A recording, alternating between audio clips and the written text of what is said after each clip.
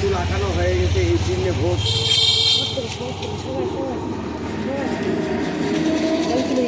সবার ছবি না,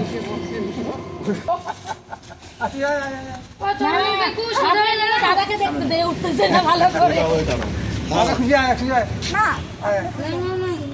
এই দেখে খুশি দেখে না একটু।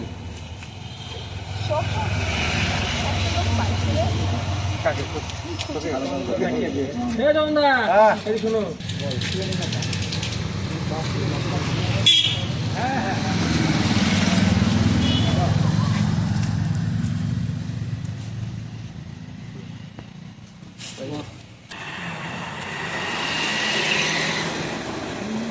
যাবি আমি করবো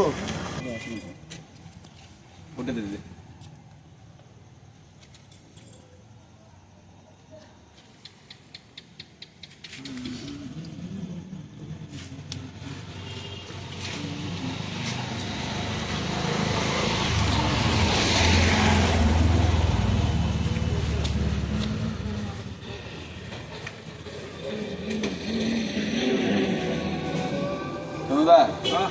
তুমি ধর একটু না, আসো আসো,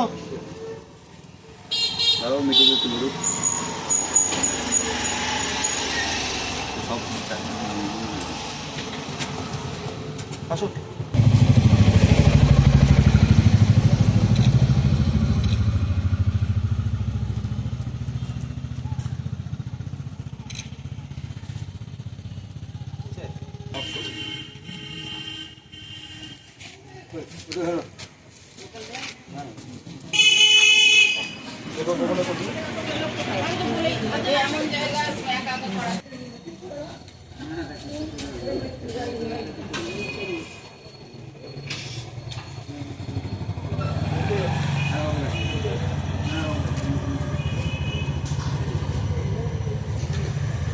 বিষয়টা হচ্ছে আপনারা জানেন যে আগামী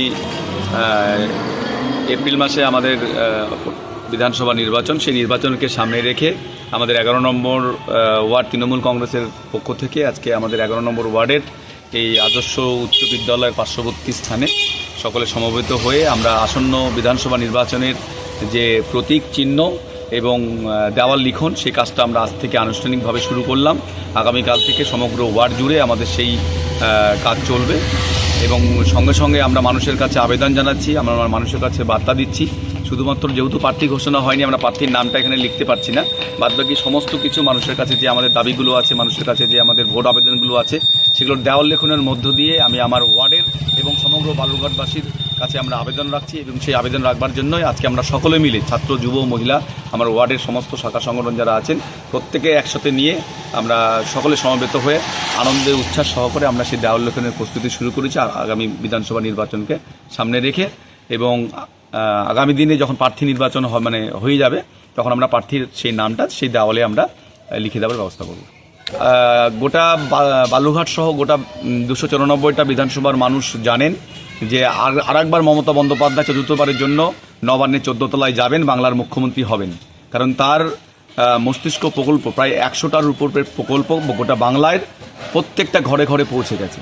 আজকে জন্ম থেকে মৃত্যু অবধি মমতা বন্দ্যোপাধ্যায়ের যে প্রকল্পের মধ্য দিয়ে বাংলা উন্নতির পথে এগিয়ে চলেছে এবং আগামীতে মানুষজন সেই উন্নয়নের পথে হাঁটবেন, মমতা বন্দ্যোপাধ্যায়কে আশীর্বাদ করবেন যাতে করে আগামী দিনে আরও অনেক সুন্দরভাবে আমাদের বাংলা পরিচালিত হয়, আরও সুন্দরভাবে বাংলা এগিয়ে চলে এবং যে বিশ্ব বাংলার স্বপ্ন উনি দেখিয়েছেন বঙ্গবাসীর মধ্যে, এই বিশ্ব বাংলার স্বপ্ন যেন বাস্তবায়িত হয়, আমরা যেন বিশ্বের দরবারে মাথা উঁচু করে বাঙালি জাতি হিসেবে গর্ববোধ করতে পারি। তার জন্য আমার মনে হয় বাংলার প্রত্যেকটা মানুষ দুহাত তুলে মমতা বন্দ্যোপাধ্যায়কে আশীর্বাদ করবেন আগামী বিধানসভা নির্বাচনে।